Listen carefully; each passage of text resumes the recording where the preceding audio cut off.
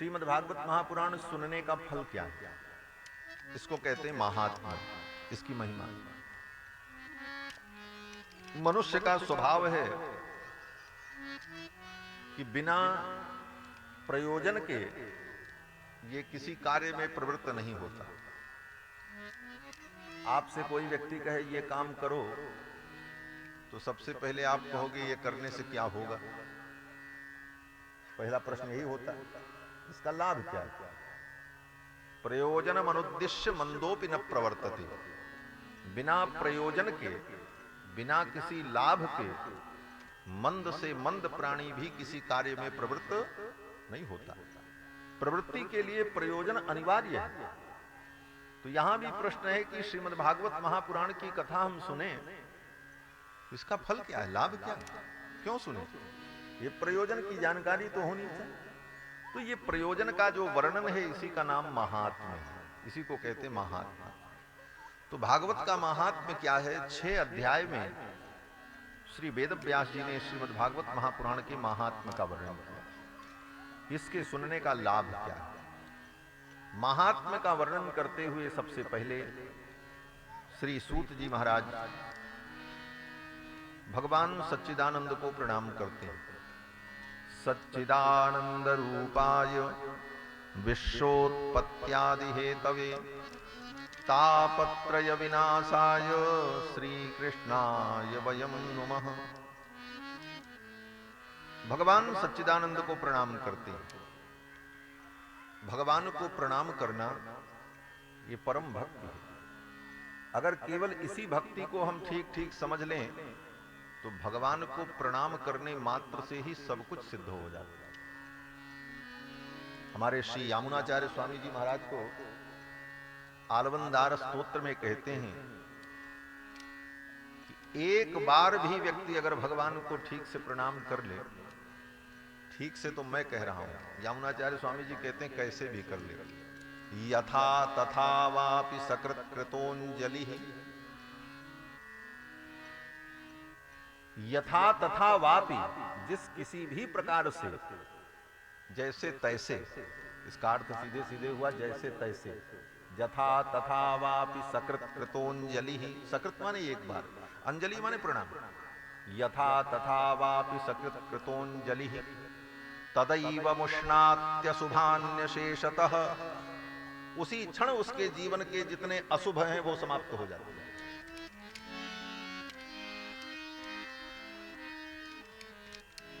तदैव मुष्णात्यशुभान्य शेषतः, अशेषतः माने संपूर्ण रूप से उसके जो अशुभ हैं, पाप हैं, मुष्णाति, भगवान उसे चुरा लेते हैं।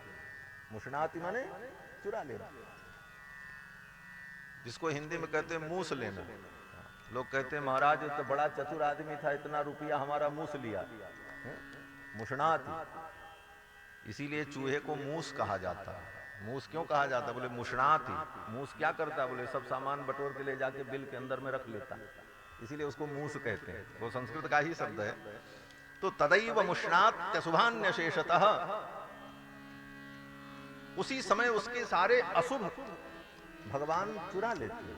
मुष्णात अशुभान्य शेषतः शुभानि पुष्णाति, और उसके जीवन में जितने शुभ हैं वो पुष्णाति माने पुष्ट हो जाते हैं। तो महाराज एक बार हमने भगवान को प्रणाम किया, सारे पाप भगवान ने छीन लिया और हमारे जीवन में शुभ का संचार हो गया। बोले तो फिर तो वो शुभ एक दिन समाप्त हो जाएगा? कहते नहीं, तदैव मुष्णात्यशुभान्य शेषतः शुभानि पुष्णाति न जातु हीयते, वो फिर कभी खत्म नहीं होगा।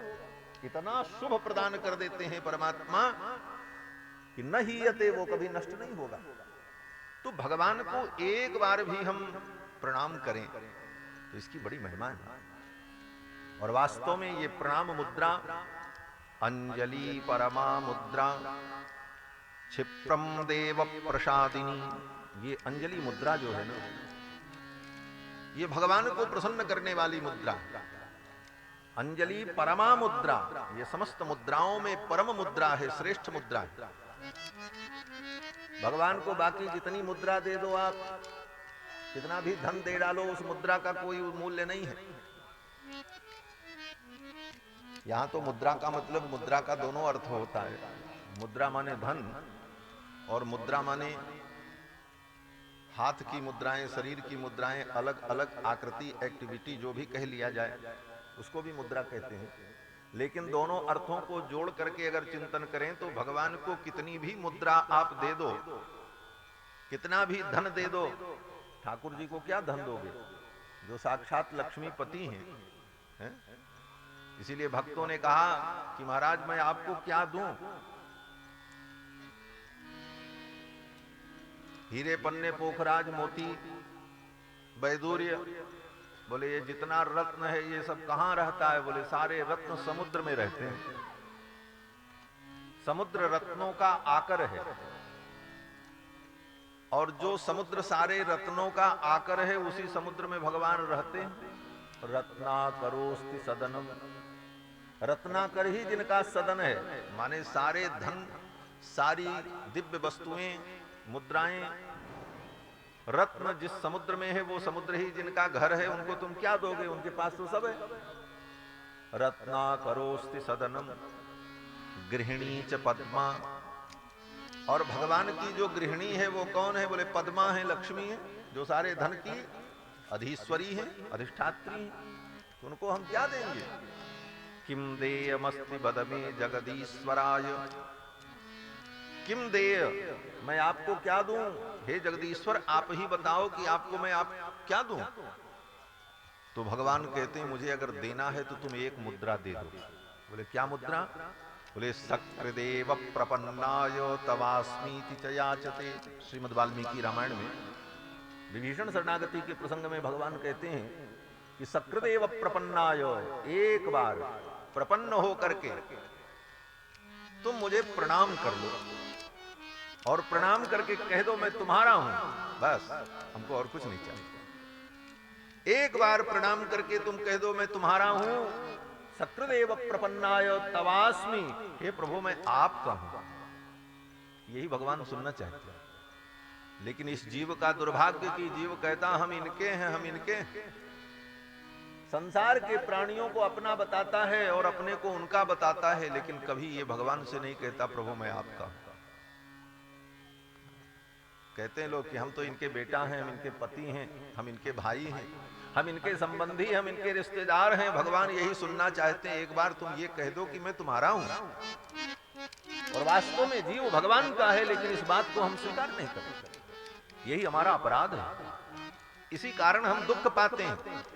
भगवान कहते हैं तवास्मि इति याचते, मैं तुम्हारा हूं, ऐसी एक बार याचना तो कर लो, एक बार तो कह दो।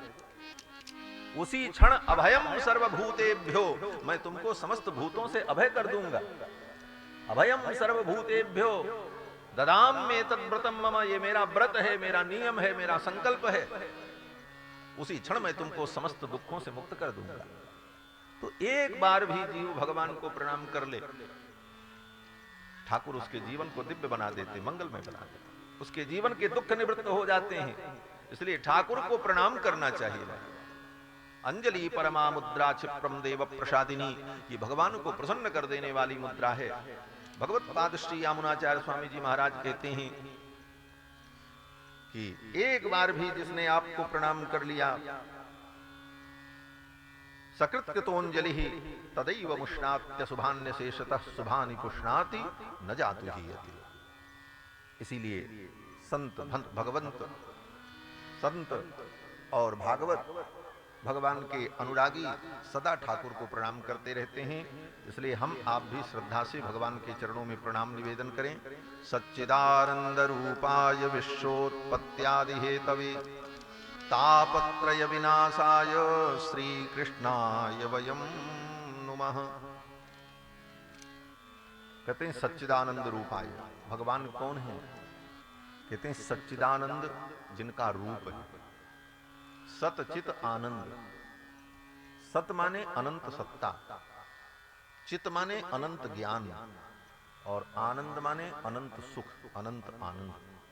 तो अनंत सत्ता, अनंत ज्ञान और अनंत आनंद, यही जिनका रूप है।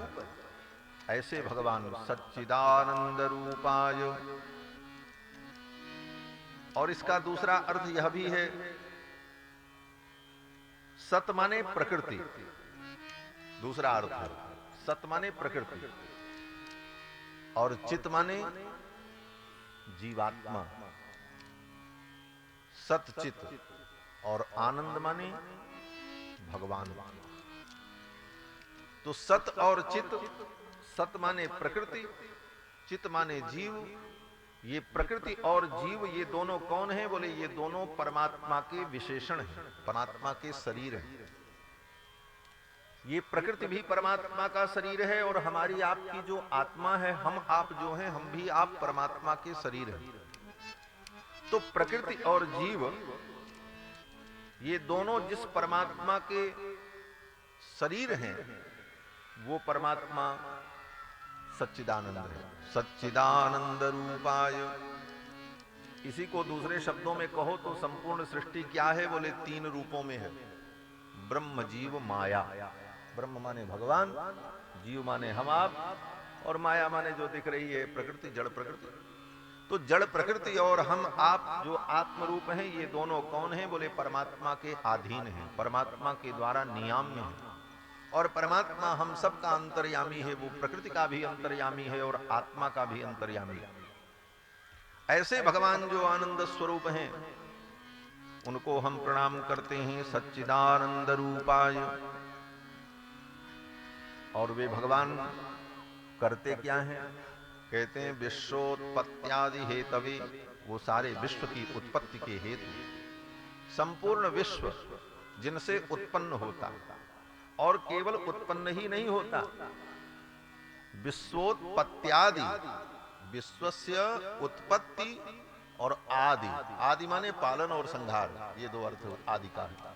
विश्वोत्पत्त्यादि हेतवे, जो संपूर्ण सृष्टि की उत्पत्ति के कारण हैं और संपूर्ण सृष्टि का पालन करते हैं और संपूर्ण सृष्टि का संहार करते हैं, ऐसे भगवान विश्वोत्पत्त्यादि हेतवे, विश्व की उत्पत्ति पालन संहार के जो हेतु हैं। तापत्रय विनाशाय,